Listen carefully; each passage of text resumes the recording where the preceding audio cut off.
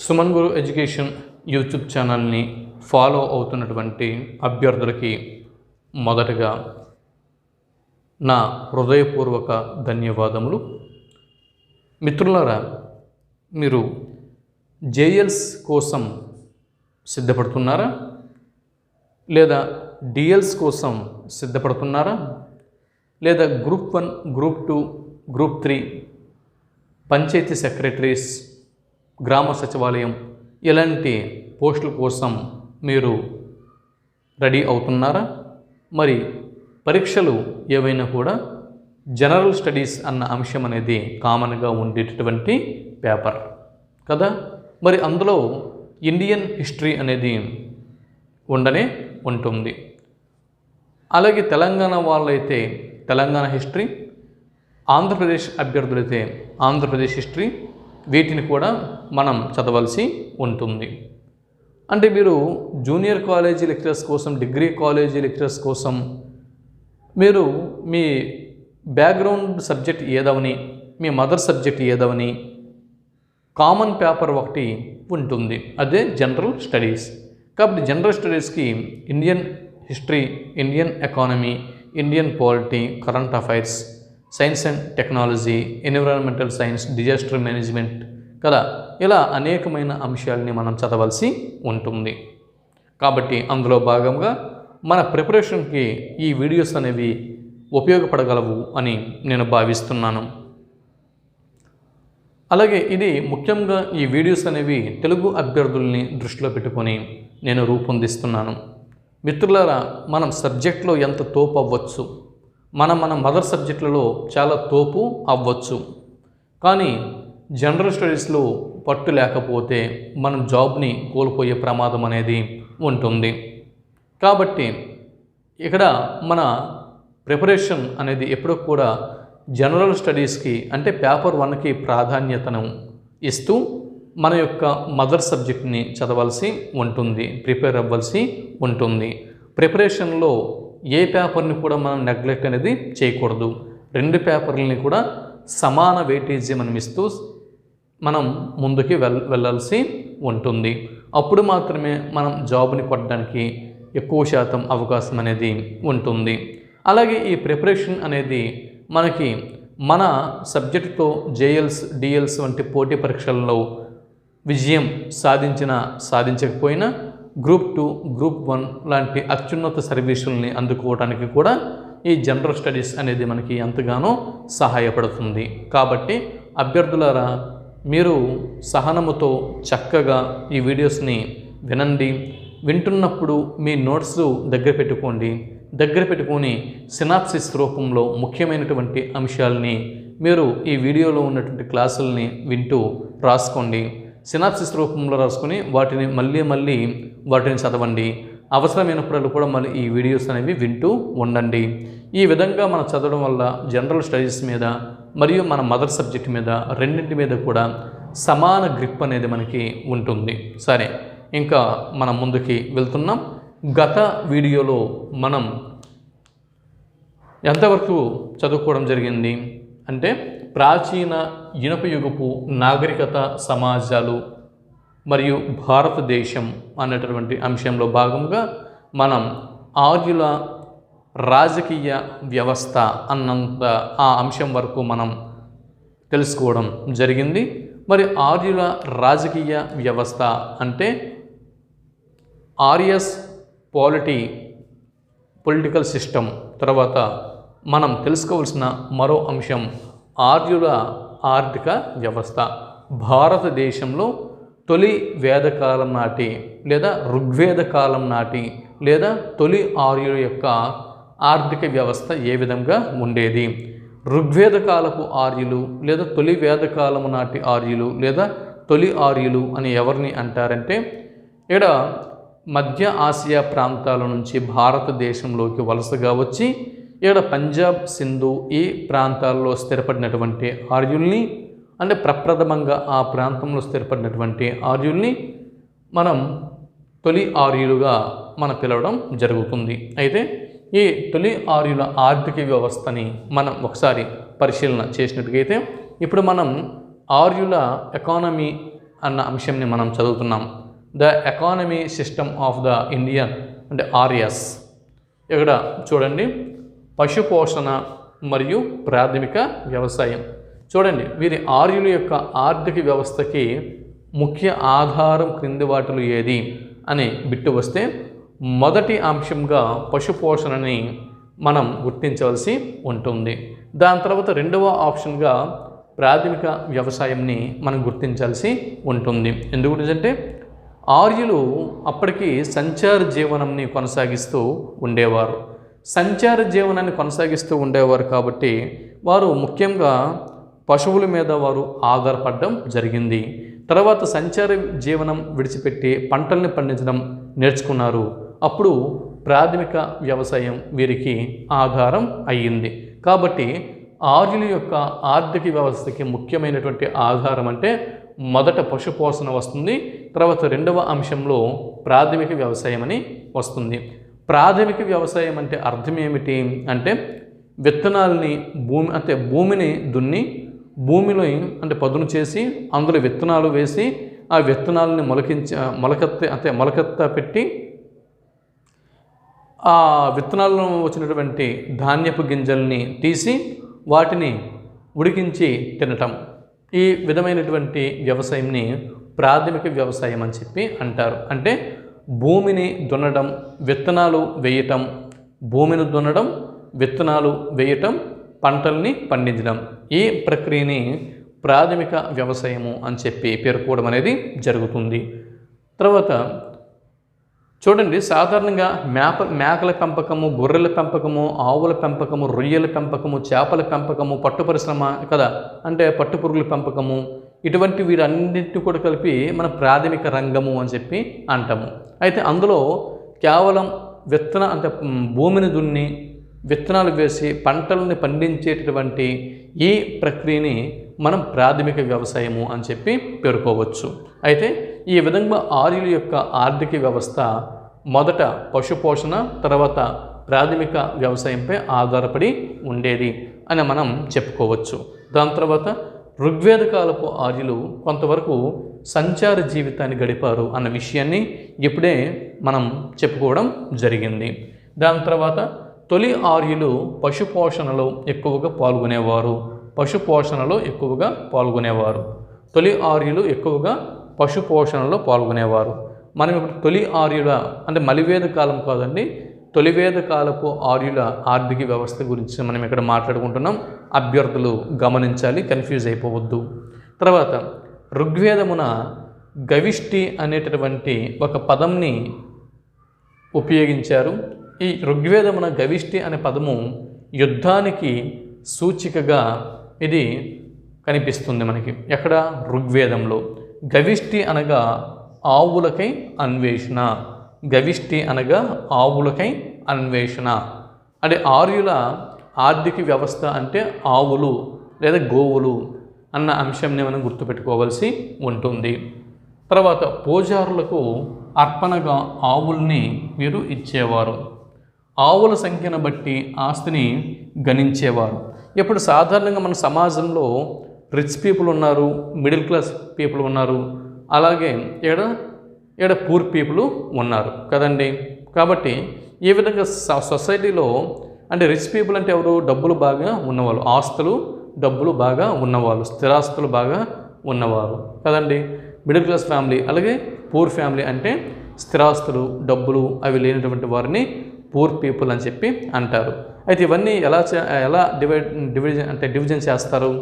వీటన్నిటిని అంటే ఆస్తిని ఏ విధంగా డివిజన్ చేస్తారు అంటే మనకున్నటువంటి భూమి స్థిరాస్తులు, మనకున్నటువంటి ప్రాపర్టీస్ ల్యాండ్స్, అలాగే మన యొక్క సంపద, మనం దాచుకున్నటువంటి డబ్బు, బంగారము, ఇతరత్ర విలువైనటువంటి వస్తువులు, వీటన్నిటిని పరిగణలోకి తీసుకొని ఇక్కడ మనం అంటే ఆస్తిని లెక్కించడం జరుగుతుంది. అయితే ఈ విధంగా పూర్వకాలంలో తొలివేద కాలపు ఆర్యులు వీరి యొక్క సమాజంలో ఆస్తిని ఆవుల సంఖ్యను బట్టి వీళ్ళు గణించేవారు.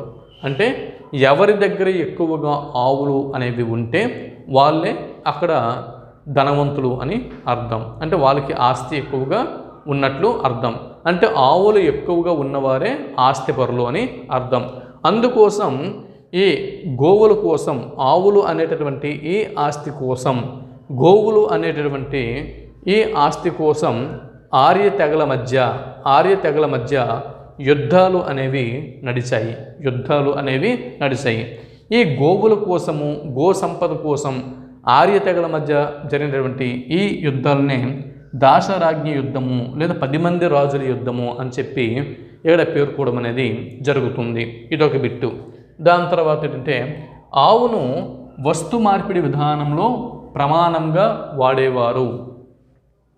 చూడండి, ఆవుని వస్తు మార్పిడి విధానంలో ప్రమాణంగా వాడిన వారు క్రింది వారులు ఎవరు అని బిట్టు వస్తే ఆర్యులు అని మనం గుర్తించాల్సి ఉంటుంది. ఆర్యులు వస్తు మార్పిడి విధానంలో క్రింది వాటిలో దేనిని, అంటే ఒక జంతువుని ప్రమాణంగా ఉపయోగించారు, ఆ జంతువు ఏది అని బిట్టు వస్తే గోవు లేదా ఆవు అని మనం గుర్తించాల్సి ఉంటుంది. అలాగే వీరు మేకలు, గొర్రెలు, గుర్రాలు వీటిని కూడా ఈ ఆర్యులు పోషించేవారు. గుర్రాల రథాలను ఉపయోగించి వీరు యుద్ధాల్లో వెళ్ళి విజేతలుగా నిలిచేవారు. అంటే అప్పుడప్పుడే ఇంకా సమాజము అభివృద్ధి చెందుతున్న దశ. ఇనుప యుగం అనేది ఇంకా అప్పటికి ప్రారంభమయ్యి అవ్వనటువంటి దశ. ఈ కాలంలో గుర్రాల మీద, అంటే గుర్రాలతో తయారు చేసేటువంటి రథాల మీద వీరు యుద్ధానికి వెళ్ళి ఆర్యులు యుద్ధాల్లో పాల్గొనేవారు. దాని తర్వాత తొలి ఆర్యులకు వ్యవసాయం అనేది తెలుసు. మనం ఇప్పుడే చెప్పుకున్నాం కదండి, ప్రాథమిక వ్యవసాయము చేశారని. అంటే తొలి ఆర్యులు మొదటగా సంచార జీవనం అనేది గడిపి తర్వాత కాలంలో స్థిరపడి వీరు వ్యవసాయంని నేర్చడం జరిగింది. తొలి ఆర్యులకు వ్యవసాయం అనేది తెలుసు. ఋతువులు, తర్వాత విత్తనాలు వేయడం, అలాగే విత్తనాలు అనేవి చల్లిన తర్వాత అది విత్తనాలు అనేవి మొలకెత్తిన తర్వాత పంట చేతికి అందిన తర్వాత ఆ పంటని కొయ్యటం, కోసినటువంటి పంటని నూర్చడం, ఇటువంటి వ్యవసాయ పద్ధతులు ఆర్యులకి తెలుసు. ఈ ప్రస్తావన ఉంది. అలాగే అయస్ అనగా లోహం. ఈ అయస్ అనగా లోహం. ఈ లోహం యొక్క ప్రస్తావన కూడా ఉన్నది. తొలి ఆర్యులకు తెలిసినటువంటి లోహాలు రాగి మరియు కంచు. తొలి ఆర్యులకు బాగా తెలిసినటువంటి లోహాలు రాగి మరియు కంచు. అంటే ఇంకా ఇక్కడికి ఇనుము ఉపయోగం అనేది బహుశా ఈ తొలి ఆర్యుల యొక్క చరమ దశలో, చిట్ట చివరి దశలో ఉపయోగంలోకి వచ్చి ఉండవచ్చు. కానీ తొలి ఆర్యులకి బాగా తెలిసినటువంటి లోహాలు రాగి మరియు కంచు ఇవ్వండి. తొలి ఆర్యుల సామాజిక మరియు కుటుంబ వ్యవస్థల గురించి ఇప్పుడు మనం చర్చించుకుంటున్నాం. ఈ ఋగ్వేద కాలపు ఆర్యులు, వారి యొక్క కుటుంబము మరియు సమాజం చూస్తే సమాజంలో 3 వర్గాలు ప్రజలు ఉండేవారు. ఈ ఆర్య సమాజంలో ఉండేటటువంటి ప్రజల్ని 3 వర్గాలుగా విభజించడం జరిగింది. మొదటి వర్గం యోధులు, అంటే యుద్ధ విజేతలు, యోధులు, వీరులు. వీరే క్షత్రియులు అని కూడా మనం వీరిని పేర్కోవచ్చు. అలాగే రెండవ వర్గం పూజారులు లేదా బ్రాహ్మణులు అని రెండవ వర్గం ఉండేది. మూడవ వర్గం సామాన్య ప్రజలు అని ఈ విధంగా 3 వర్గాలుగా వారి యొక్క ఈ ఆర్య సమాజంలో 3 వర్గాల ప్రజలు ఉండేవారు.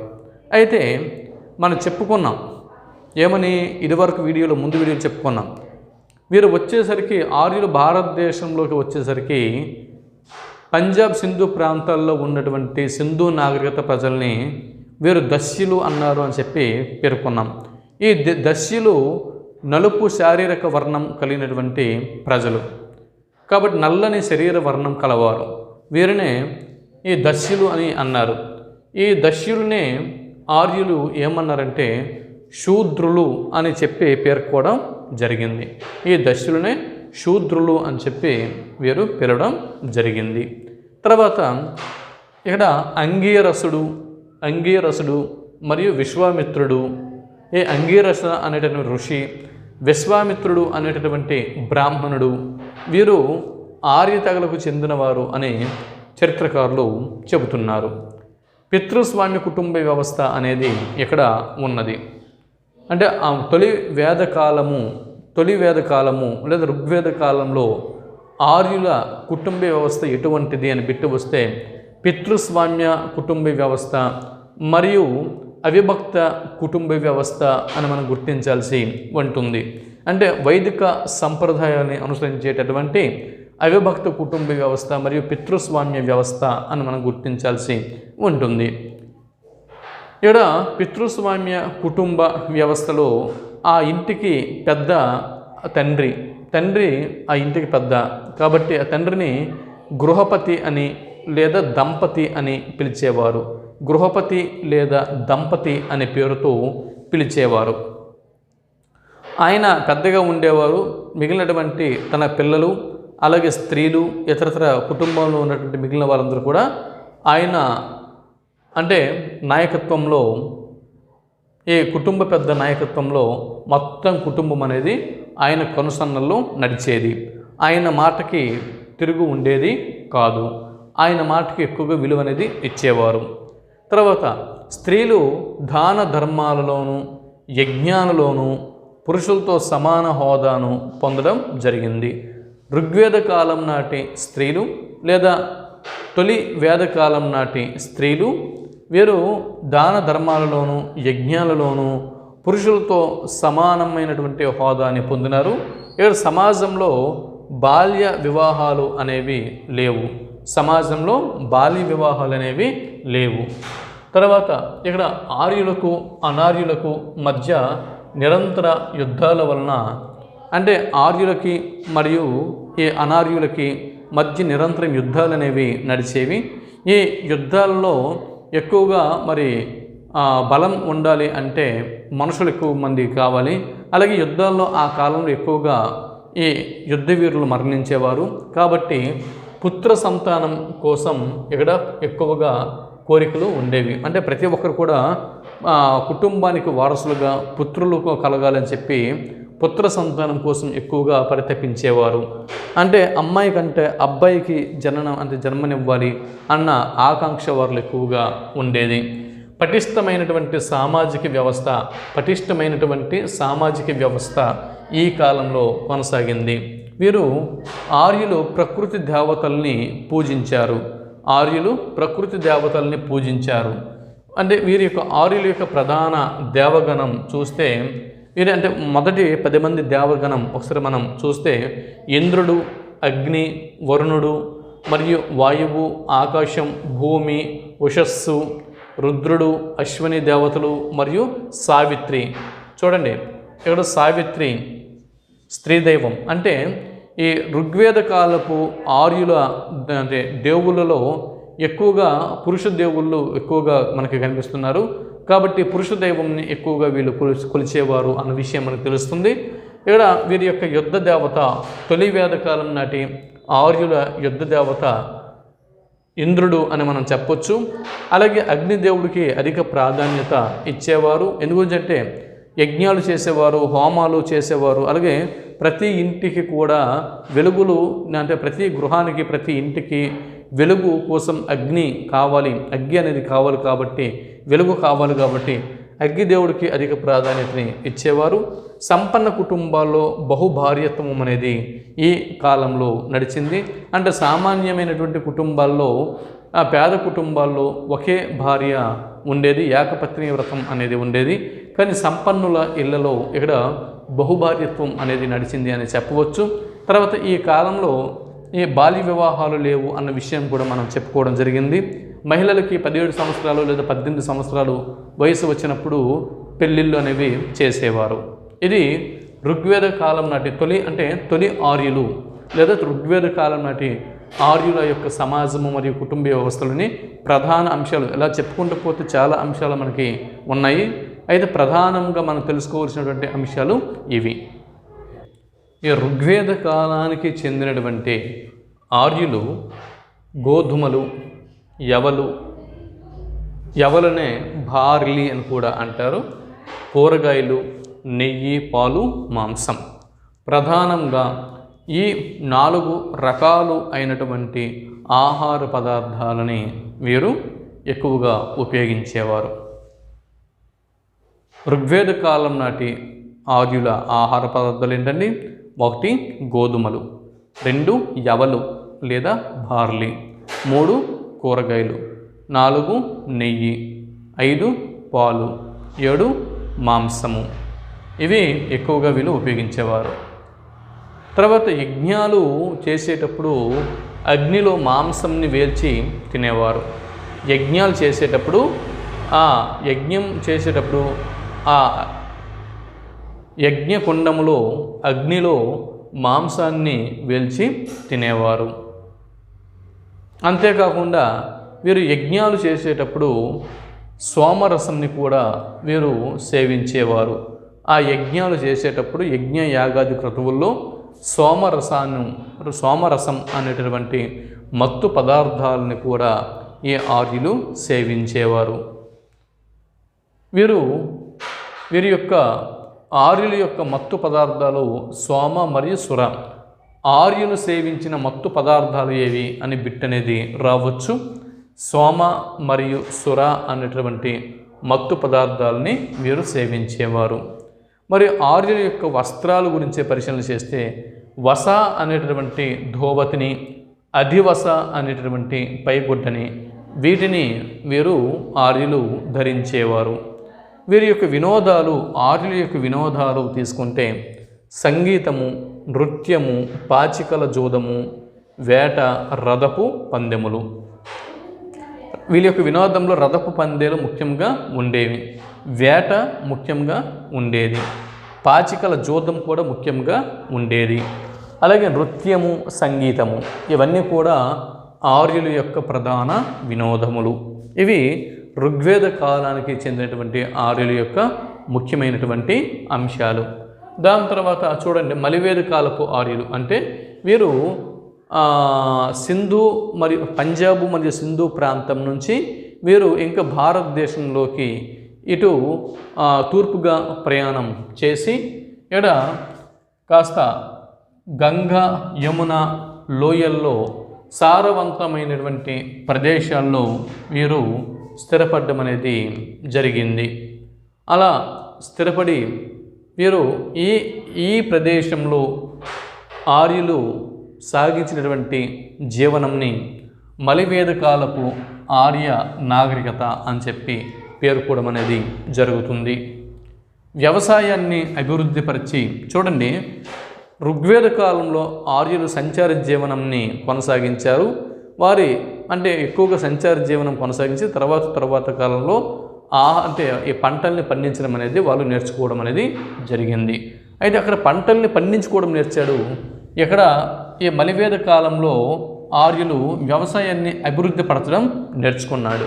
చూడండి, తొలివేద కాలపు ఆర్యులు పంటల్ని పండించడం నేర్చుకున్నారు. మలివేద కాలపు ఆర్యులు పంటలు అభివృద్ధి పరచుకోవడం నేర్చుకున్నారు. అంటే పంటలు పండించడం అక్కడ నేర్చి వాటిని మరికాస్త అభివృద్ధి పరిచారు ఇక్కడ. అలా అభివృద్ధి చేసి వివిధ రాజ్యాలని స్థాపించుకోవడం జరిగింది. వివిధ రాజ్యాలని ఈ మలివేద కాలపు నాగరికత అంటే మలివేద కాలపు ఆర్యులు స్థాపించారు. వీరు స్థాపించినటువంటి ఈ రాజ్యాలనే షోడశ మహాజనపదాలు అని చెప్పి మన చరిత్రలో పేర్కోవడం జరుగుతుంది. ఈ మలివేద కాలానికి చెందినటువంటి ఆర్యులు వ్యవసాయాన్ని అభివృద్ధిపరచుకొని వీరు 16 రాజ్యాలని స్థాపించడం జరిగింది. ఆ 16 రాజ్యాలనే షోడశ మహాజనపదాలు అని చెప్పి పిలవడం జరుగుతుంది. ఇదిగోనండి, వారు అభివృద్ధి పరుచుకున్నటువంటి స్థాపించినటువంటి ఆ 16 మహాజనపదాలు లిస్ట్ అనేది ఇక్కడ నేను ఇవ్వడం జరిగింది ఒక పట్టిక రూపంలో. ఇది మీరు చూడొచ్చు. 1 అంగ, 2 అస్సక, 3 అవంతి, 4 కాంబోజ, 5 కాశీ, 6 కోసల, 7 కురు, తర్వాత 8 గాంధార, 9 చేది, 10 మగధ, 11 మల్ల, 12 మత్స్య, 13 పాంచాల, 14 శూరసేన, 15 వజ్జి, 16 వత్స. చూడండి, ఆతో ఆ అనే అక్షరంతో 3 రాజ్యాలు అనేవి ఉన్నాయి. అంగ, అస్సక, అవంతి. కా అనేటటువంటి అక్షరంతో 4 ఉన్నాయి, 4 రాజ్యాలు. కాంబోజ, కాశీ, కోసల, కురు. ఇలా కా అనే అక్షరంతో 4 జనపదాలు అనేవి ఉన్నాయి. తర్వాత గాతో ఒకటి ఉంది, అది గాంధార. గాతో ఒకటి ఉంది, అది గాంధార. దాని తర్వాత ఏంటంటే చాతో ఒకటి ఉంది, అది చేది. మాతో 3 ఉన్నాయి, మాతో 3 జనపదాలు ఉన్నాయి, మగధ, మల్ల, మత్స్య. తర్వాత పాతో ఒకటి ఉంది, అది పాంచాల. దాని తర్వాత షాతో ఒకటి ఉంది, అది శూరసేన. 15ది వాతో 2 ఉన్నాయి, వాతో 2 రాజ్యాలు అనేవి ఉన్నాయి, అవి వజ్జి, వత్సల. ఈ విధంగా 16 మహా జనపదాలని ఈ మలివేద కాలపు ఆర్యులు స్థాపించడం జరిగింది. మరి మలివేద కాలపు ఆర్యుల గురించి మరిన్ని అంశాలని ఇక్కడ మనం తెలుసుకోబోతున్నాం.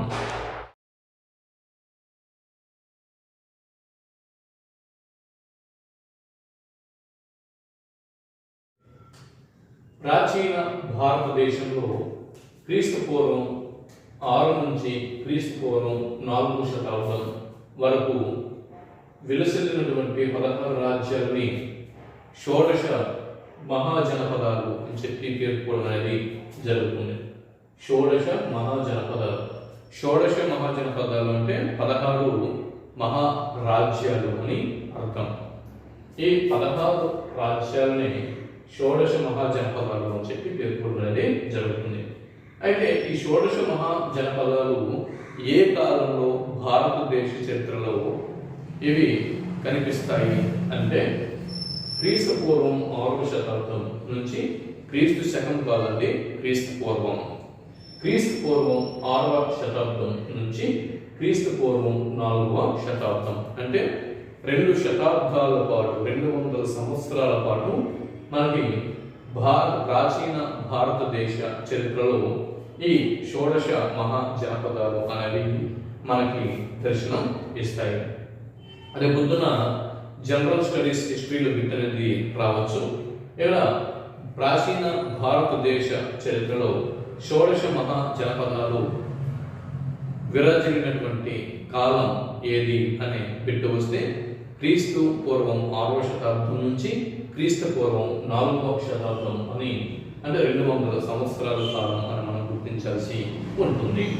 తర్వాత ఈ షోడశ మహాజనపదాలు ఇవి భారతదేశంలో బౌద్ధ మతం విస్తరించడానికి ముందు ఈ భారత ఉపఖండంలో అటు వాయువ్యము అంటే ఇక్కడ సాధారణంగా ఏంటంటే ఈ వాయువ్యము అనగానే నార్త్ వెస్ట్ ప్రాంతం అనేది వస్తుందన్నమాట. నార్త్ వెస్ట్ ప్రాంతం, ఇది నార్త్, ఇది సౌత్, ఇది ఈస్ట్, ఇది వెస్ట్. ఈ నార్త్ వెస్ట్ ఈ ప్రాంతంని మనం వాయువ్య ప్రాంతం అని చెప్పి పేర్కొనేది జరుగుతుంది. వాయువ్యమున గాంధార నుంచి తూర్పున అంగ వరకు ఈ విస్తరించి ఉండేవి. అయితే ఈ జనపదం అనే పదానికి అర్థము ప్రజల పాదం. జనపదం అనే పదానికి అర్థము ప్రజల పాదం. జనపదం అనే పదానికి అర్థము ప్రజల పాదం. అయితే పాణిని అష్టాధ్యాయి అన్నటువంటి గ్రంథం ప్రకారం జనపదం అనగా దేశం. పాణిని గారి అష్టాధ్యాయి ప్రకారము జనపదం అనగా దేశం. అలాగే జనపదిన్ అనగా పౌరులు అని అర్థం. జనపదం అనగా దేశం, జనపదిన్ అనగా పౌరులు. ఇది అంటే ఈ విధంగా జనపదిన్ అనగా పౌరులు అని పాణిని అష్టాధ్యాయి చెబుతుంది. జనపదం అనగా దేశం అని పాణిని గారి అష్టాధ్యాయి ఇక్కడ చెప్పడం జరుగుతుంది. దాని తర్వాత చూడండి, సరే ఇది ఇలా పక్కన పెడితే ఇప్పుడు ఈ ఒక్కొక్క జనపదం గురించి చూద్దాం. మొదటగా అంగ అనేటువంటి జనపదంని మనం చూస్తే ఈ అంగ జనపదంకి రాజధాని నగరం ఏది అనే బిట్ అనేది రావచ్చు. అంగ అనేటువంటి ఈ జనపదానికి రాజధాని నగరము చంపానగరం. లేదా బిట్టు ఇలా కూడా రావచ్చు. చంపా నగరం అనేది క్రింది వాటిలో ఏ జనపదానికి రాజధానిగా ఉండేది అని బిట్టు వస్తే అంగ అని మనం గుర్తించాల్సి ఉంటుంది. ఈ అంగ రాజ్యం యొక్క ప్రస్తావన మొట్టమొదటిసారిగా మనం అధర్వణ వేదంలో చూడవచ్చు. అధర్వణ వేదమున మొట్టమొదటిసారిగా అంగ ఈ జనపదం యొక్క ప్రస్తావన మనకి కనిపిస్తుంది. బిట్టు రావచ్చు. అంగ జనపదం యొక్క ప్రస్తావన మొదట ఏ వేదంలో మనం దర్శించగలం అని బిట్టు రావచ్చు, లేదా ఎక్కడ కనిపిస్తుంది అని బిట్టు రావచ్చు. ఇక్కడ అధర్వణ వేదమున అని మనం గుర్తించాల్సి ఉంటుంది. అధర్వణ వేదమున ఇక్కడ అంగతో పాటు మగధ మరియు గాంధార ఈ రెండు జనపదాల ప్రస్తావన కూడా మనకి కనిపిస్తుంది. తర్వాత ఇది అంగ అనేది గొప్ప వ్యాపార మరియు వాణిజ్య కేంద్రంగా ఆ కాలంలో విలసిల్లడం జరిగింది. బింబిసారుని యొక్క కాలంలో బిందుసారుడు కాదండి, బిందుసారుడు అనగా అశోకుడి యొక్క ఇక్కడ తండ్రి అవుతాడు. ఇది బింబిసారుడు. ఈ బింబిసారుడు యొక్క కాలంలో మగధ సామ్రాజ్యంలో ఈ అంగ అనేటువంటి ఈ జనపదం మగధ సామ్రాజ్యంలో విలీనం అవడం జరిగింది. ఇది బింబిసారుడు సాధించినటువంటి ఒక గొప్ప విజయంగా మనం పరిగణించవచ్చు. దాని తర్వాత చూడండి, రెండవ జనపదం అస్సక లేదా అశ్మక. ఈ అస్సక లేదా అశ్మక అనేటువంటి ఈ జనపదంకి రాజధాని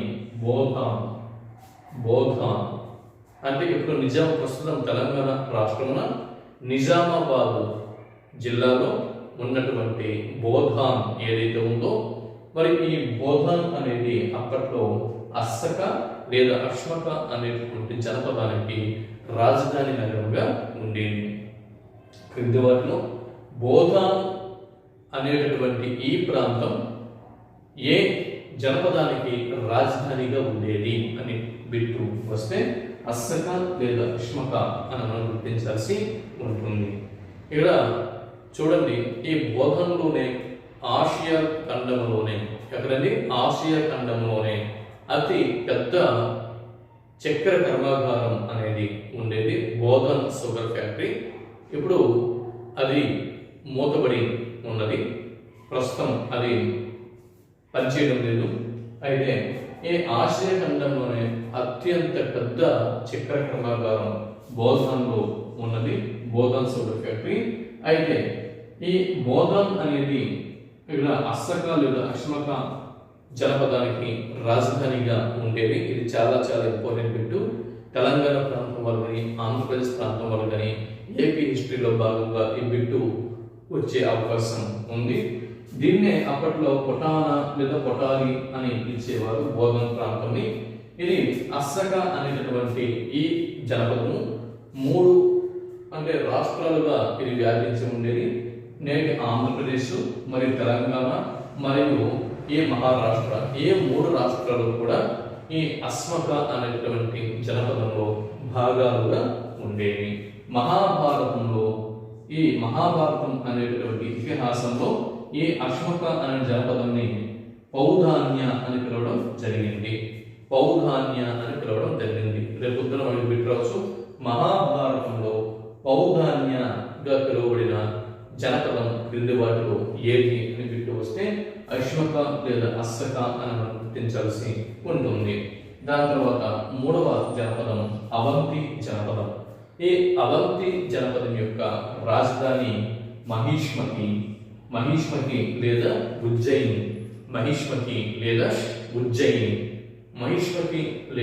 ఉజ్జయిని అనేటటువంటి ఈ ప్రాంతము అంటే ఏ జనపదానికి రాజధానిగా ఉండేది అంటే అవంతి అనే జనపదానికి రాజధానిగా ఉండేది. లేదా అవంతి అనే జనపదానికి రాజధాని నగరములు ఏవి గుర్తించండి, రాజధాని నగరం ఏది గుర్తించండి అని బిట్టు వస్తే మహిష్మతి లేదా ఉజ్జయిని అని మనం గుర్తించాల్సి ఉంటుంది. ఈ అవంతి రాజ్యాన్ని నర్మదా నది అనేది ఉత్తర మరియు దక్షిణ భాగాలుగా విభజించింది. రేపొద్దున మనకి గ్రూప్ 2 ఎగ్జామ్లో కానీ JS, DLS, జనరల్ స్టడీస్లో భాగంగా కానీ మనకి బిట్ అనేది రావచ్చు. అవంతి జనపదాన్ని రెండుగా అంటే ఉత్తర దక్షిణాలుగా విభజించినటువంటి నది క్రింది వాటిలో ఏది అని బిట్టు వస్తే నర్మదా నది అని మనం గుర్తించాల్సి ఉంటుంది. లేదా నర్మదా నది ఏ జనపదాన్ని ఇటు ఉత్తర దక్షిణ భాగాలుగా విభజించింది అని బిట్టు వస్తే అవంతి అని మనం గుర్తించాల్సి ఉంటుంది. ఇది అవంతి అనేది అవంతి జనపదం బౌద్ధ మతానికి ముఖ్యమైనటువంటి కేంద్రంగా విలసిల్లినటువంటి జనపదం. ఎలా కూడా బిట్టు రావచ్చు, బౌద్ధ మతానికి ముఖ్యమైనటువంటి కేంద్రంగా విలసిల్లినటువంటి జనపదం బిందుబాటులో ఏది అని బిట్టు వస్తే అవంతి అని మనం గుర్తించాల్సి ఉంటుంది. అనంతర కాలంలో ఈ అవంతి అనే జనపదం మగధ అనేటటువంటి జనపదంలో విలీనం అవడం జరుగుతుంది. ఇది దాని తర్వాత మరిన్ని విషయాలని చూస్తే ఇక్కడ చేది రాజ్యం, చేది అనే జనపదంని మనం చూస్తే చేది జనపదం యొక్క రాజధాని శుక్తిమతి. తెలుగు సాహిత్యం చదువుకున్న వారికి మీకు తెలుస్తూ ఉంటుంది. రామరాజ భూషణుడి యొక్క శుక్తిమతి మరియు కోలాపురుల కథ అనేది తెలుగు సాహిత్యంతో అంటే అనుబంధం ఉన్నటువంటి అభ్యర్థులు ఈ శుక్తిమతి అన్నటువంటి పేరుని వినే ఉంటారు. శుక్తిమతి మరియు కోలాపురుల కథ రామరాజ భూషణుడి యొక్క రచన. అయితే ఇది ఈ శుక్తిమతి అనేటటువంటి ఈ నగరము చేది అనేటటువంటి జనపదానికి రాజధానిగా ఉండేది. అయితే ఈ చేది అనేటటువంటి ఈ జనపదం రెండు స్థావరాలుగా ఇది విభజించబడి ఉండేది. దీని యొక్క మొదటి స్థావరం అనేది నేపాల్ కాగా రెండవ స్థావరం బూందేల్ఖండ్ అని చరిత్రకారులు పేర్కొనడం అనేది జరుగుతుంది. దాని తర్వాత ఇప్పుడు గాంధార గురించి చూసినట్లయితే గాంధార జనపదం గురించి ఒకసారి పరిశీలన చేస్తే గాంధార రాజధాని యొక్క అంటే గాంధార జనపదం యొక్క రాజధాని నగరము తక్షశిల. గాంధార జనపదం యొక్క రాజధాని తక్షశిల. మీరు నోట్స్లో తర్వాత రాసుకుంటారని నేను ఆశిస్తున్నాను. ఒకవైపు జనపదము, ఇంకోవైపు వాటి యొక్క రాజధానులు, జనపదాలు వాటి యొక్క రాజధానులు మీరు రాసుకోవడం బెటర్. ఎందుకంటే రేపు పొద్దున ఇలా మ్యాథ్స్ ద ఫాలోయింగ్ రూపంలో కూడా ప్రశ్న అనేది రావచ్చు. ఒకవైపు జనపదాలు ఇచ్చి మరోవైపు వాటి యొక్క రాజధానులు ఇచ్చి ఈ జనపదాలకి వాటి యొక్క రాజధానికి మ్యాచ్ చేయండి అంటే జతపరచండి అని చెప్పి కూడా బిట్ అనేది రావచ్చు. ఇక్కడ తక్షశిల అనేది గాంధార అనేటువంటి ఏ జనపదానికి రాజధాని నగరంగా ఉండింది. తర్వాత ఋగ్వేదం ఏదైతే ఉందో ఈ ఋగ్వేదంలో గాంధార ఉన్ని అన్న ప్రస్తావన అనేది ఉంది. అంటే అప్పట్లో ఈ గాంధార అనేటటువంటి ఈ జనపదం ఉన్ని పరిశ్రమకు ప్రసిద్ధి అని మనం దీన్ని బట్టి అర్థం చేసుకోవచ్చు. దాని తర్వాత మహాభారతంలో ఈ గాంధార రాజులు, గాంధార అధిపతులు కౌరవ పక్షపాతి అంటే పాండవులకి వ్యతిరేకంగా కౌరవుల పక్షాన యుద్ధం చేసినట్లు, కౌరవులకు సపోర్ట్గా ఉన్నట్లు మనకి చరిత్ర చెబుతున్నది. యయాతి వంశస్థులు అయినటువంటి అంటే యయాతి మనకి తెలుగు సాహితీ ప్రియులు మరియు మహాభారతం చదివిన వారు వారికి యయాతి దేవయాని వారి యొక్క వృత్తాంతం తెలిసే ఉంటుంది. అయితే యయాతి రాజు గురించి తెలియని తెలుగు సాహితీ ప్రియులు ఉండరు. ఈ యయాతి వంశానికి చెందినటువంటి అరుద్ధుని యొక్క కుమారుడు యయాతి అంటే అరుద్ధుని యొక్క కుమారుడు గాంధార అనేటటువంటి ఈ రాజు ఈ గాంధార రాజ్యాన్ని ఈ జనపదాన్ని స్థాపించాడు అని ప్రతీతి. తర్వాత మనం పరిశీలన చేస్తే ఇటు గాంధార అనేటటువంటి జనపదం గురించి మనం మాట్లాడుకుంటున్నాం.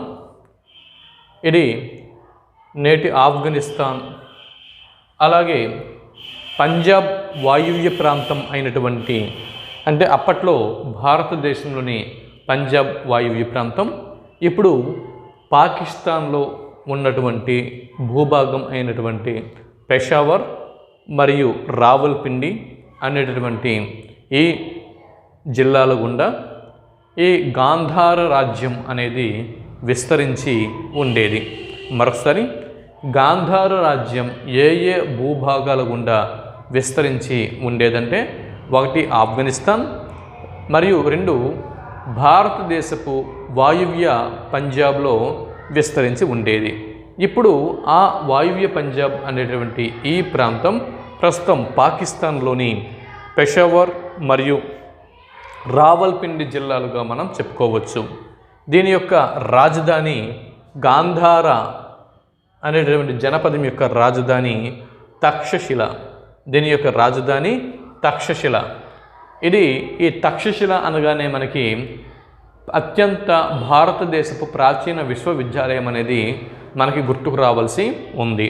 తక్షశిల విశ్వవిద్యాలయం పేరు తెలియని విద్యార్థులు ఉండరు. మీకు అందరికీ కూడా ప్రాచీన విశ్వవిద్యాలయం, భారతదేశపు ప్రాచీన విశ్వవిద్యాలయాలు నలంద, తక్షశిల వాటి పేర్లు అంటే మీకు తెలిసి ఉంటుంది. అంటే కనీసం వాటి చరిత్ర మనకు తెలిపిన ఆ పేర్లు మనం తప్పనిసరిగా ఏదో ఒక చోట వినే ఉంటాం. అయితే అటువంటి తక్షశిల అనేటటువంటి ఈ విశ్వవిద్యాలయానికి చెందినటువంటి విద్యార్థులే ఈ తక్షశిల అనేటటువంటి ఈ యూనివర్సిటీలో చదువుకున్నటువంటి విద్యార్థులే 1 అష్టాధ్యాయి అనేటటువంటి గ్రంథాన్ని, ప్రామాణిక వ్యాకరణ గ్రంథాన్ని రచించినటువంటి పాణిని గారు ఇక్కడే విద్యార్థిగా చదువుకోవడం జరిగింది. అలాగే భారతదేశపు అర్థశాస్త్ర పితామహుడు చాణక్యుడు కూడా ఇక్కడే చదువుకోవడం జరిగింది. పాణిని మరియు చాణక్యుడు ఈ ఇరువురు కూడా తక్షశిల విశ్వవిద్యాలయానికి చెందినవారు. తర్వాత ఈ తక్షశిల అనేటటువంటి ఈ ప్రాంతం అంతర్జాతీయ వాణిజ్య కేంద్రం. గాంధార అనేటటువంటి ఈ మహాజనపదం అప్పట్లో ఇది కూడా ఒక అంతర్జాతీయ వాణిజ్య కేంద్రం అని మనం చెప్పుకోవచ్చు. దాని తర్వాత ఇక కాంబోజా అనేటటువంటి ఈ జనపదం గురించి మనం ఒకసారి పరిశీలన చేస్తే, కాంబోజ జనపదం యొక్క రాజధాని రాజపురం అనేది కాంబోజ జనపదం యొక్క రాజధాని. ఇది ఉత్తర పదంలోని జనపదాల్లో కాంబోజ కూడా ఒకటి. ఇది హిందూకుష్ పర్వతాలకు ఇరువైపులా ఉన్నటువంటి జనపదం. మీకు బిట్ అనేది రావచ్చు.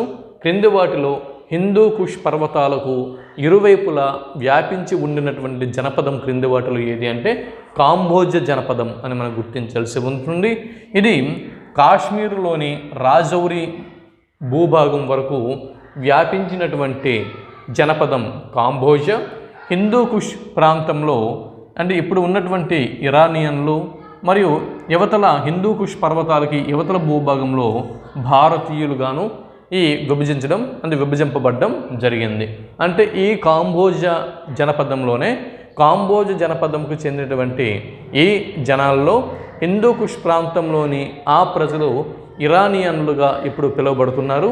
అలాగే యువతల ప్రాంతంలో భారతీయులుగా వీరు పిలువబడడం జరుగుతుంది ప్రస్తుతం. ఇది ఒక రిపబ్లిక్ జనపదం, అంటే గణతంత్ర జనపదం. ఏ రాజులు అంటే ఎవరి వారసత్వంలోకి వెళ్లకుండా అప్పట్లో 16 జనపదాలుగా ఉండగా ఈ 16 జనపదాల్లో ఇక్కడ ఉండేటటువంటి కాంబోజా అనేటటువంటి ఈ జనపదం ఇది గణతంత్రంగా ఉండేది. అలాగే ఇంకొకటి మల్లా అనేటువంటి మరొక జనపదం. కాంబోజా మరియు మల్లా ఈ 2 జనపదాలు మాత్రమే గణతంత్ర రాజ్యాలుగా అప్పట్లో ఉండేవి, రిపబ్లికన్ కంట్రీస్గా ఉండేవి. మిగిలిన మహాజనపదాలన్నీ కూడా వారసత్వం పరిధిలో ఉండేవి. అయితే ఇక్కడ చూడండి, అంటే మిగిలినటువంటి రాజ్యాలకి వీటికి సామంత రాజ్యాలుగా ఇలా చలామణిలోకి వెళ్ళడం జరిగింది. ఈ మల్లా మరియు ఇక్కడ ఉండేటటువంటి కాంబోజా ఈ 2 మాత్రం గణతంత్ర రాజ్యాలు. మనకి రేపు పొద్దున్న బిట్ అనేది రావచ్చు, గ్రూప్ 2లో కానీ గ్రూప్ 1 ప్రిలిమ్స్లో కానీ మనకి బిట్ అనేది రావచ్చు. అంటే క్రింది ఏ 2 జనపదాలు గణతంత్ర రాజ్యాలుగా అంటే ఉండేవి అని బిట్ అనేది మనకి ఎదురవ్వచ్చు. క్రింది వాటిలో 2 గణతంత్ర జనపదాలని గుర్తించండి అని మనకి గుర్తొస్తే అంటే బిట్టు వస్తే ఆ బిట్లో భాగంగా మనం ఇక్కడ మల్ల 1 అంటే కాంబోజ 1 మల్ల 1 ఈ రెండింటిని మనం గుర్తించాల్సి ఉంటుంది. ఈ రెండింటిని మనం ఐడెంటిఫై చేయాల్సి ఉంటుంది. దాని తర్వాత ఏంటంటే ఇక్కడ కాశీ గురించి చూస్తే కాశీ గురించి ఏం లేదండి. ఇక్కడ కాశీ రాజధాని వారణాసి, ఇది మనందరికీ తెలిసిందే. ఇప్పుడు కూడా వారణాసి కాశీ అనేది ఉంది, పేరు ప్రస్తుతానికి ఉంది. ఇది బుద్ధుడి కాలంలో కంసుడు ఎవరైతే ఉన్నాడో ఈ కంసుడు ఈ కాశీ రాజ్యాన్ని కోసల రాజ్యంలో కలిపేసుకోవడం జరుగుతుంది. బుద్ధుడి కాలంలో కంసుడు కాశీ రాజ్యాన్ని కోసల దేశంలో కలుపుకోవడం అనేది జరుగుతుంది. తర్వాత అంటే ఆ విధంగా ఇప్పుడు ఉన్నటువంటి కోసల ఏదైతే ఉందో ఇది ఉత్తరప్రదేశ్ రాష్ట్రం అని మనం చెప్పవచ్చు. ఈ ఉత్తరప్రదేశ్ రాష్ట్రంలో కోసల దేశంలో ఎప్పుడు ఈ కాశీ అనేది ఉంది. అయితే కాశీ అనేది ఒకప్పుడు ఇది ఒక స్వతంత్ర జనపదంగా ఉండేది.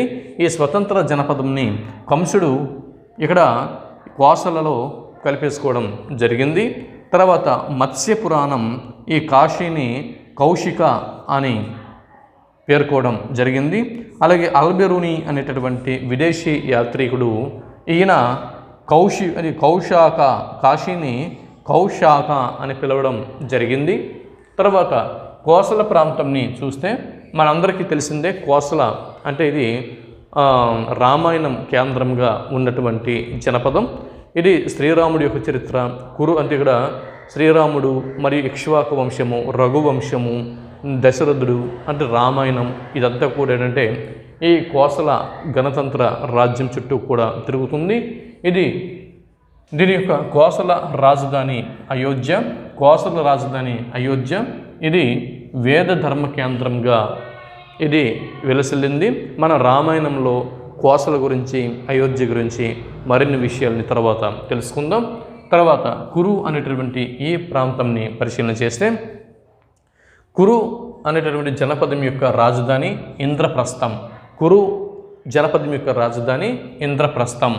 సంవర్షణుడి కుమారుడు కురు. కురు అనేటటువంటి వాడు సంవర్షణుడి కుమారుడు. ఇతడు ఈ కురు వంశానికి మూల పురుషుడు.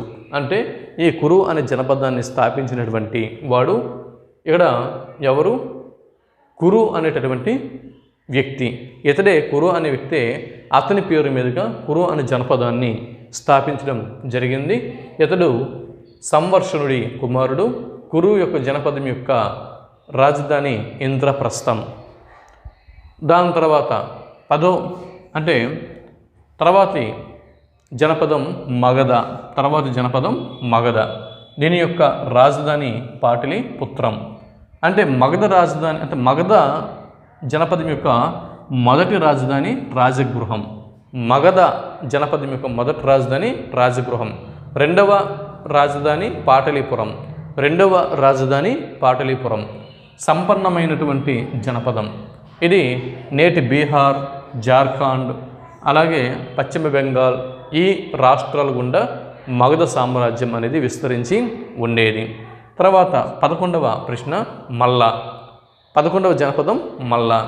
దీని యొక్క రాజధాని మల్ల అనే జనపదం యొక్క రాజధాని కుషినగరం. తర్వాత ఇది ఒక గణతంత్ర రాజ్యం. ఇప్పుడే మనం చెప్పుకోవడం జరిగింది. భీముడు తన యొక్క జైత్రయాత్రల్లో భాగంగా మహాభారతంలోని భీముడు జయించినటువంటి రాజ్యం మల్ల. మహాభారతంలో భీముడు తన యొక్క చైత్ర యాత్రల్లో భాగంగా జయించినటువంటి ప్రదేశము మల్ల. భీముడు తన యొక్క జైత్ర యాత్రలో భాగంగా గెలుపొందినటువంటి మహాజనపదం మల్ల. దాని తర్వాత చూడండి మత్స్యదేశం. మత్స్యదేశం యొక్క రాజధాని విరాటనగరం. మత్స్యదేశం యొక్క రాజధాని, మత్స్య జనపదం యొక్క రాజధాని విరాటనగరం.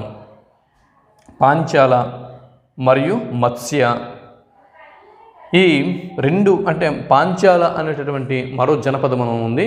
ఆ పాంచాల జనపదంని మరియు మత్స్య జనపదంని ఈ రెండు జనపదాలకి మధ్యన ప్రవహించినటువంటి నది యమునా నది. యమునా నదికి ఒక ఒడ్డున పాంచాల, మరో ఒడ్డున మత్స్య జనపదాలు అనేవి ఉండేవి. ఈ రెండు జనపదాలకి మధ్య గుండా యమునా నది అనేది ప్రవహిస్తూ ఉండేది. అలాగే విశాఖపట్నంలో ఒక మత్స్య స్థావరం ఉన్నట్లు చరిత్రకారులు చెబుతున్నారు. ఒకప్పుడు ఇది చేది అనేటువంటి ఈ జనపదంలో భాగంగా ఉండేది. చేది రాజ్యంలో భాగంగా ఉండేది ఈ మత్స్య జనపదం. ఇక్కడికి 12 జనపదాలకు సంబంధించినటువంటి ఇన్ఫర్మేషన్ మనం అందించడం జరిగింది. తర్వాత పాంచాల అనేటటువంటి జనపదం గురించి ఒకసారి మనం చూస్తే, పాంచాల జనపదం యొక్క రాజధాని అహిశ్చత్రం. అహిశ్చత్రం శాకింద ఛ. అహిశ్చత్రం అనేది పాంచాల జనపదం యొక్క రాజధాని. అలాగే రెండవ రాజధాని కాంపిల్య నగరం. అహిశ్చత్ర మరియు కాంపిల్య అనేటటువంటి ఈ రెండు నగరాలు పాంచాల దేశపు లేదా పాంచాల జనపదపు రాజధానులు. ఇది ఈ పాంచాల అనేటటువంటి ఈ జనపదం ఉత్తరప్రదేశ్కి సంబంధించినటువంటి, ప్రస్తుతం ఉత్తరప్రదేశ్ ఏదైతే ఉందో ఉత్తరప్రదేశ్ జిల్లాలకు సంబంధించినటువంటి ప్రాంతం పాంచాల. కనౌజ్ అనేటటువంటి ప్రాంతం అంటే తర్వాత కాలంలో హర్షవర్ధనుడు అనేటటువంటి గొప్ప చక్రవర్తి కనౌజ్ని కేంద్రంగా చేసుకొని రాజ్యపాలన చేయడం జరుగుతుంది. మరి ఈ కనౌజ్ కోసమే తర్వాత కాలంలో పాల ప్రతీహారాల మధ్య అంటే తర్వాత అనేక యుద్ధాలు అనేవి జరుగుతాయి. తర్వాత మనం ముందు తెలుసుకోబోతాం. అయితే అటువంటి వ్యూహాత్మకమైనటువంటి పాయింట్ అయినటువంటి ఈ కనౌజ్ అనేది పాంచాల అనేటటువంటి జనపదంలో ఉండేది. తర్వాత 14వ జనపదం శూరసేన. శూరసేన ఈ జనపదం యొక్క రాజధాని మధుర. తర్వాత ఇది ఉత్తరప్రదేశ్, హర్యానా, రాజస్థాను, మధ్యప్రదేశ్లోని గ్వాలియర్ ఈ ప్రాంతాలలో ఈ శూరసేన అనేటటువంటి జనపదం విస్తరించి ఉండేది. తర్వాత వజ్జి అనేటటువంటి జనపదం, దీని యొక్క రాజధాని నగరము వైశాలి అనేది వజ్జి జనపదం యొక్క రాజధాని నగరం. మిథిల అనేది ఈ మిథిల ఏదైతే ఉందో మిథిల ఇందులోనిదే. ఈ వజ్జి అనేటటువంటి ఈ జనపదంలోనే మిథిలా నగరం అనేది ఉండేది. సీతమ్మ వారి జన్మస్థలం, జనక మహారాజు గారి జన్మస్థలం, శ్రీరామచంద్రుని యొక్క అత్తవారు ఊరు మిథిల ఈ వజ్జి అన్న జనపదంలోనే ఉండేది. ఈ బీహార్ అనేటటువంటి ఈ ప్రదేశం, బీహార్ అనే ప్రదేశం వజ్జిలో భాగంగా ఉండేది. తర్వాత వత్స లేదా వంశ అనే జనపదం, చివరిగా 16వ జనపదం వత్స లేదా వంశ. దీని యొక్క రాజధాని కౌశాంబి. వత్స జనపదం యొక్క రాజధాని నగరం కౌశాంబి. ఇది ఉత్తరప్రదేశ్లోని అలహాబాద్ ప్రాంతంలో ఈ జనపదం అనేది వ్యాపించి ఉండేది. ఇది సంపన్నమైనటువంటి రాజ్యం. సరే, ఇవి 16 మహా జనపదాలు. వీటన్నిటిని కలిపి షోడశ మహా జనపదాలు అని అంటాము. వాటికి సంబంధించినటువంటి ప్రాథమిక సమాచారం చెప్పుకోవాలంటే ఇంకెంతైనా ఉంటుంది. మనం అంటే కాంపిటేటివ్ ఎగ్జామ్స్ వరకు ఇది ముఖ్యమైనటువంటి సమాచారం. సరే, ఇప్పుడు మలివేద కాలపు ఆర్య తెగలలో భరతులు, పురులు 2 తెగలు కలిసి, అంటే చూడండి, మలివేద కాలపు ఆర్యుల గురించి మనం చెప్పుకుంటున్నాం. మలివేద కాలపు ఆర్యుల గురించి చెప్పుకుంటూ మనం షోడశ మహాజనపదాల గురించి చెప్పుకోవడం జరిగింది. మళ్ళీ ఇప్పుడు మలివేద కాలపు ఆర్యుల్లోకి వచ్చాం. ఈ మలివేద కాలపు ఆర్యుల తెగలలో భరతులు మరియు పురులు అనేటటువంటి 2 తెగలు, ఈ 2 తెగలు కూడా కలిసి కురు తెగగా మారి నేటి హర్యానా మరియు పశ్చిమ ఉత్తరప్రదేశ్ ప్రాంతాల్లో కురు అనేటటువంటి ఈ రాజ్యాన్ని స్థాపించుకోవడం జరిగింది. మనం ఇదివరకే చెప్పుకున్నాం. ఏంటి? ఆర్యులు తెగలుగా ఉండేవారని, ఆ తెగలకి నాయకుడు ఉండేవారని, ఆ తెగల నాయకుడిని రాజన్ లేదా రాజు అనేవారని కదా. అవి గ్రామ సభల అంటే అండర్లో ఈ రాజన్ అనేటటువంటి వాడు ఆ తెగ నాయకుడు ఉండేవాడని, ఆ విషయాలన్నీ కూడా ఇదివరకు మనం చెప్పుకోవడం జరిగింది. అయితే ఇక్కడ ఈ విధంగా ఈ ఆర్యుల తెగలు అనేవి ఉన్నాయన్న విషయం మనం చెప్పుకున్నాం. కాబట్టి మలివేద కాలపు ఆర్య తెగలలో భరతులు మరియు పురులు ఈ రెండు తెగలు కలిసి కురు అనే తెగగా మారడం జరిగింది. వీరు నేటి హర్యానా మరియు పశ్చిమ ఉత్తరప్రదేశ్ ప్రాంతంలో ఈ కురు రాజ్యాన్ని స్థాపించారు. ఈ కురు రాజ్యాన్ని స్థాపించినటువంటి వీళ్ళే ఈ కురు వంశస్థులనే మన పాండవులు కౌరవులు అని చెప్పి పేర్కోవడం అనేది జరుగుతుంది. వీరి మధ్య జరిగినటువంటి యుద్ధమే కురుక్షేత్ర సంగ్రామం. అది ముందు క్లాసుల్లో మనం చెప్పుకుందాం. మహాభారతం గురించి విపులంగా మనం తర్వాత క్లాసుల్లో చెప్పుకుందాం. కురు వంశానికి చెందిన వారి కౌరవులు మరియు పాండవులు, వీరి మధ్య రాజ్య కోరే మహాభారత యుద్ధము లేదా కురుక్షేత్ర సంగ్రామము.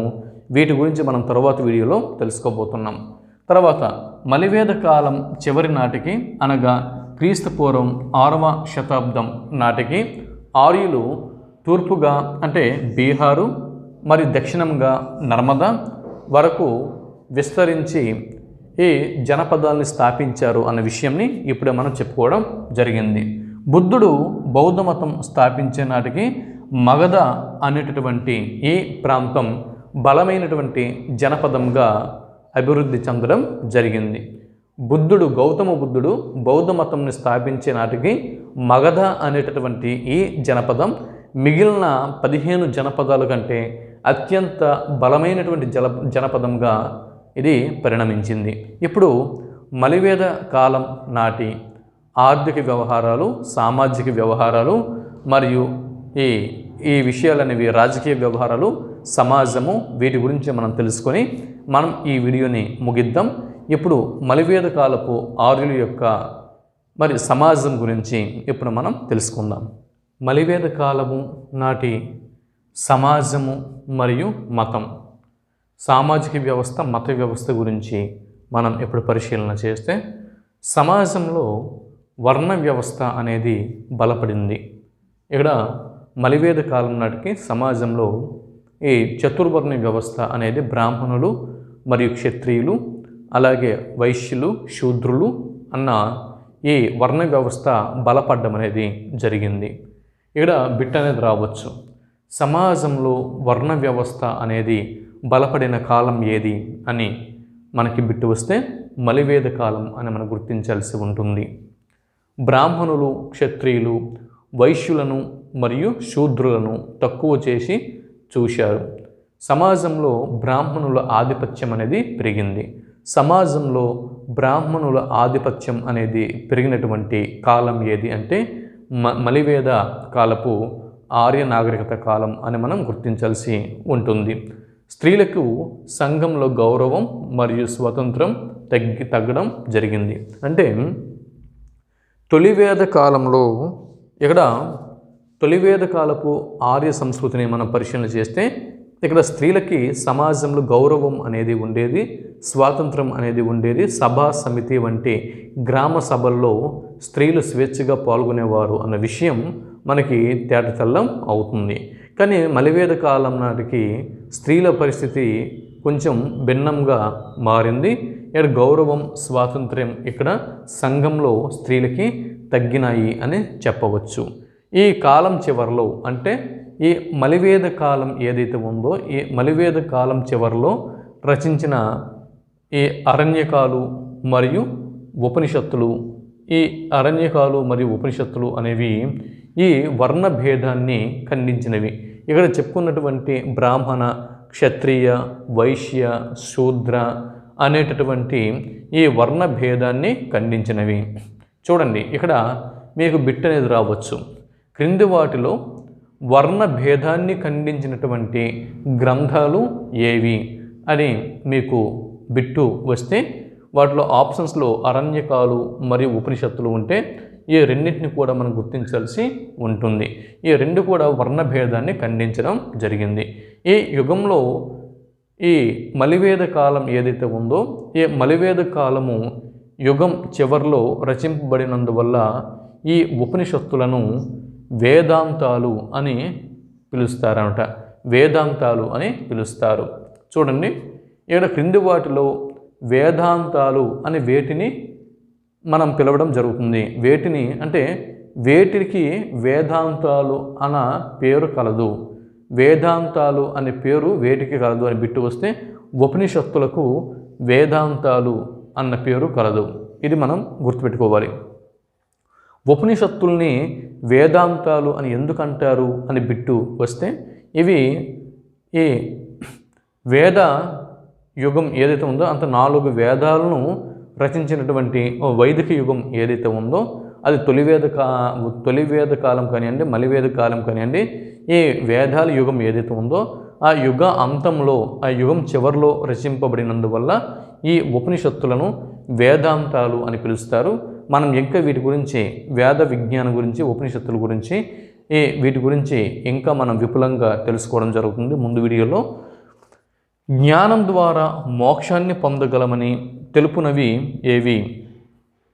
బిట్రే పొద్దున మనకు రావచ్చండి. గ్రూప్ 2లో కానీ, జేఎల్స్లో కానీ, డిఎల్స్లో కానీ, గ్రూప్ 1 ప్రిలిమ్స్లో కానీ మనకి ఇక్కడ బిట్ అనేది రావచ్చు. జనరల్ స్టడీస్లో భాగంగా జ్ఞానం ద్వారా మోక్షాన్ని పొందగలము అని తెలుపునవి క్రింది వాటిలో ఏవి అని బిట్టు వస్తే ఉపనిషత్తులు అని మనం గుర్తించాల్సి ఉంటుంది.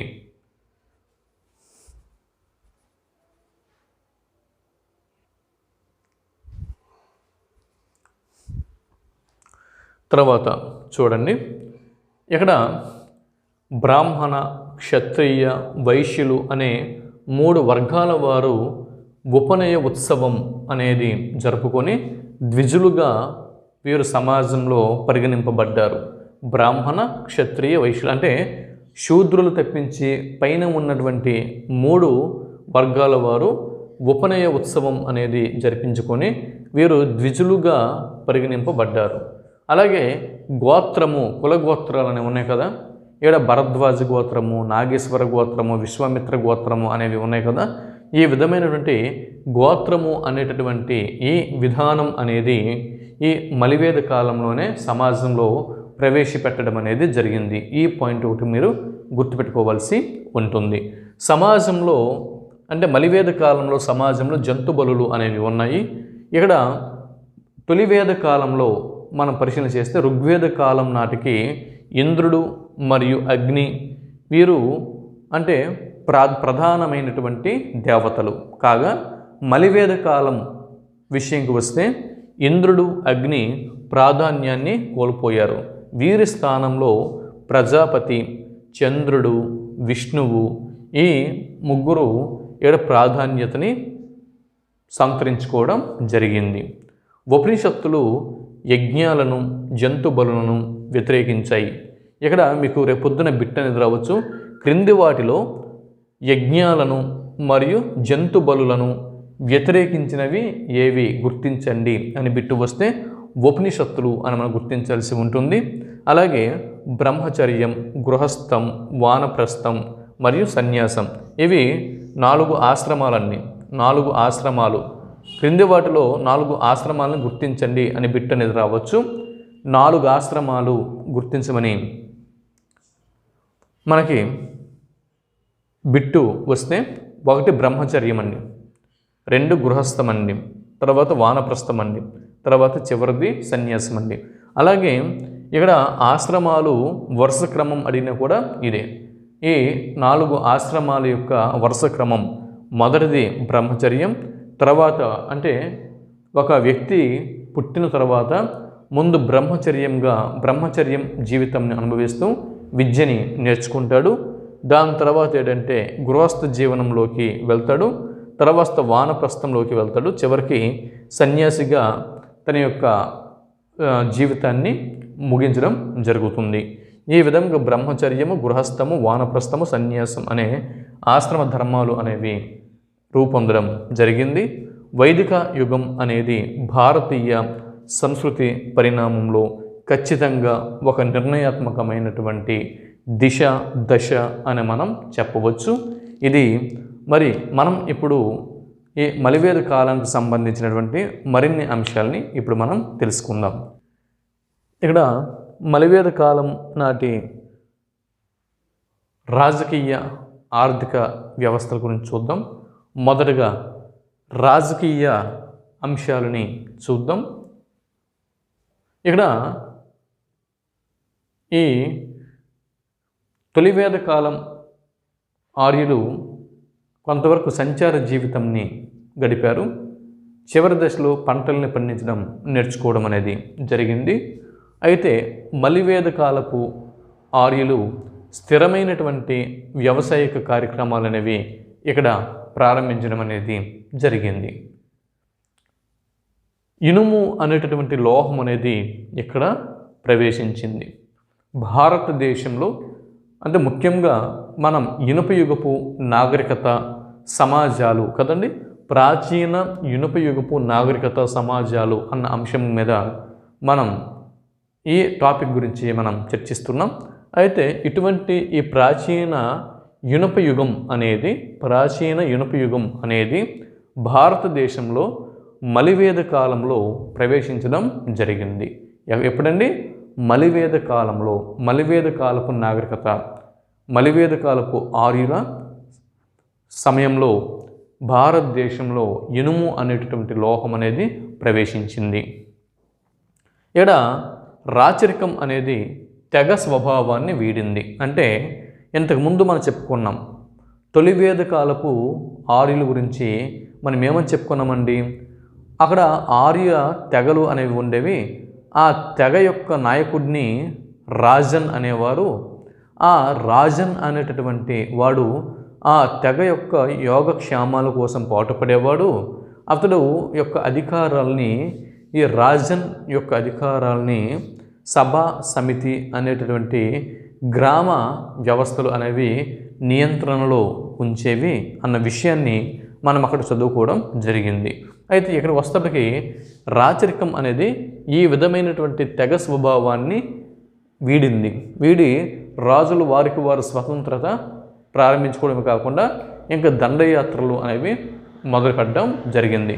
ఒకరిని ఒకరు దోచుకోవడం అనేది, అంటే ఒక రాజ్యం మీదకి మరొక రాజ్యం దండయాత్రలు అనేవి ప్రారంభం అనేది ఇక్కడ అయ్యాయి. సభా సమితి వంటి గ్రామ సభలు వీటి యొక్క అధికారం అనేది ఇక్కడ తగ్గడం జరిగింది. అంటే రాజుల మీద సభా సమితి వంటి గ్రామ సభలు అధికారం చెలాయించడం అనేది తగ్గింది. రాచరిక వ్యవస్థ అనేది బలపడింది. రాచరిక వ్యవస్థ అనేది పెరిగింది. సభా సమితుల్లో స్త్రీలకి ప్రవేశం నిషిద్ధం చేయడం జరిగింది. తొలివేద కాలంలో సభా సమితుల్లో స్త్రీలు పాల్గొనేవారు. కానీ మలివేద కాలం నాటికి ఈ సభా సమితి వంటి గ్రామ సభల్లో స్త్రీలకు ప్రవేశం అనేది నిషిద్ధం అయ్యింది. తర్వాత క్షత్రియులు, బ్రాహ్మణులు వీరి యొక్క ఆధిక్యత పెరిగింది. గ్రామ సభల్లో పరిపాలనలో ఈ క్షత్రియుల యొక్క ఆధిపత్యం, బ్రాహ్మణుల యొక్క ఆధిపత్యం పెరిగింది. ప్రాంతీయ రాచరికం అనేది ఆవిర్భవించింది. ఏ ప్రాంతానికి ఆ ప్రాంతం వారు తమకు తాము రాజులుగా ప్రకటించుకొని ఈ విధంగా ఒక్కొక్క ప్రాంతానికి ఒక్కొక్క రాజులు, ఈ విధంగా ప్రాంతీయ రాచరికం అనేటటువంటి విధానం అనేది ఆవిర్భవించింది. రాజసూయ యాగం, వాజపేయి యాగం, అశ్వమేధ యాగాలు వంటివి ఈ కాలంలో రాజులు, క్షత్రియులు జరిపేవారు. దాని తర్వాత చూడండి, ఇక్కడ ప్రజలు రాజులకు కప్పాలు, కానుకలు వంటివి సమర్పించేవారు. ప్రజలు రాజులకి, అంటే వారు భూమిని దున్నగా, అంటే వాళ్ళు వర్తక వాణిజ్యాలు చేసిన, వర్తక వ్యాపారాలు చేసిన, భూమిని దున్నిన ఇటువంటివి అంటే ఏమైనా ఉంటే వీరు ప్రజలు రాజులకి కప్పాలు, కానుకలు సమర్పించేవారు. ఈ విధానం బట్టి ఇక్కడ ఉద్యోగస్వామ్యం అనేటటువంటి ఈ విధానం, ఉద్యోగస్వామ్య విధానం అనేది ఇక్కడ మలివేద కాలం నాటికే భారతదేశంలో ప్రారంభమైంది. ఈ కాలంలోనే ప్రారంభం అయిపోయింది అని మనం చెప్పవచ్చు. పూజారి మరియు సేనాని, పట్టపురాణి ఇలాంటి 12 మంది రత్నీయులు ఇక్కడ రాజుకి సేవలు చేస్తూ ఉండేవారు. పన్నులను వసూలు చేసే అధికారిని ప్రజల వద్ద నుంచి పన్నులను వసూలు చేసే అధికారిని సంగ్రాహి అని పిలిచేవారు. రేపొద్దున మీకు బిట్ అనేది రావచ్చు. ఇక్కడ సంగ్రాహి అనగా ఎవరు అని బిట్ అనేది రావచ్చు. మౌర్యుల కాలంలో పన్నులు వసూలు చేసే అధికారి, మలివేద కాలంలో పన్నులు వసూలు చేసే అధికారి, తొలివేద కాలంలో పన్నులు వసూలు చేసే అధికారి, గుప్తుల కాలంలో పన్నులను వసూలు చేసే అధికారి అని బిట్ అనేది రావచ్చు. ఇక్కడ సంగ్రాహి అన్నతడు మలివేద కాలం నాటి ఈ యుగంలో పన్నుల్ని వసూలు చేసేటటువంటి అధికారి. స్థిర వ్యవసాయం అనేది ఎక్కడ చెప్పుకున్నాం కదా, స్థిరమైనటువంటి వ్యవసాయం అనేది ఎక్కడి నుంచి ఎక్కడి నుంచి అంటే ఆర్థిక అంశాలు అనేవి ప్రారంభమయ్యి స్థిర వ్యవసాయము మరియు పశుపోషణ ఈ రెండే రాజ్యానికి ప్రధానమైనటువంటి ఆదాయ వనరులుగా ఉండేవి. రాజ్యాలకి అంటే ఆర్థిక వ్యవస్థలకు అంటే ఆయా రాజ్యాల యొక్క ఆర్థిక వ్యవస్థలకు ఆధారంగా నిలిచినవి ఏవి? 1 స్థిర వ్యవసాయము, 2 పశుపోషణ. స్థిర వ్యవసాయము మరియు పశుపోషణ. అలాగే పొలాన్ని ఎద్దులతో దున్నేవారు. ఈ విషయము అంటే ఈ వ్యవసాయము మరియు వ్యవసాయ విధానాలు వీటన్నిటి గురించి అంటే మలివేద కాలపు వ్యవసాయ విధానాలు, పశువులు వీటి గురించి శతపథ బ్రాహ్మణంలో ఇక్కడ వివరాలు అనేవి మనకి లభిస్తాయి. బార్లీ, గోధుమ, చిక్కుడు, నువ్వులు ఇవి మలివేద కాలపు నాటి ఆర్యుల యొక్క ముఖ్యమైనటువంటి పంటలు. మలివేద కాలపు ఆర్యుల ముఖ్య పంటలు ఏవండి? బార్లీ, గోధుమ, చిక్కుడు, నువ్వులు. ఈ 4 రకాలు వీరి యొక్క ముఖ్యమైనటువంటి పంటలు. భూమి సొంత ఆస్తి అనేటటువంటి భావం ఇక్కడ ప్రారంభమైంది. అంతకుముందు సాధారణంగా భూమిలో అంటే వాళ్ళు వ్యవసాయం అనేది అంటే విత్తనాలు వేసి వాటిని పంటలు పండించుకొని అంటే దొరికిన ప్రదేశంలో వారు పంటలను పండించుకునేవారు. కానీ ఇక్కడ ఈ భూమి నాది, ఈ భూమి నా సొంత ఆస్తి అనేటటువంటి భావం మలివేద కాలంలో ప్రారంభం అయ్యింది. తర్వాత సమాజంలో ఇక్కడ వ్యవసాయ పనుల నుంచి మిగులను అంటే వ్యవసాయం అనేది స్థిర వ్యవసాయం అనేది చేశారు. స్థిర వ్యవసాయం చేయగా వీరు భోజనం చేయగా వాళ్ళు తినగా పంట అనేది మిగిలేది, వారు పండించినటువంటి పంట అనేది మిగిలేది.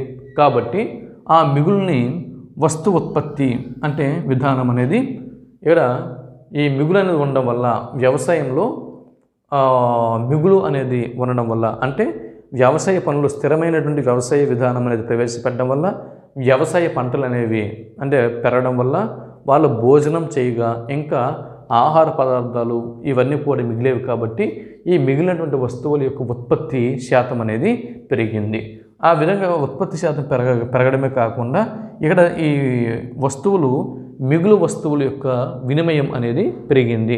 ఈ విధానంలో నుంచి కమ్మరి, వడ్రంగి, నేత, కంసాలి, కొమ్మరి వంటి వృత్తులు అనేవి బలపడడం అనేది జరిగింది.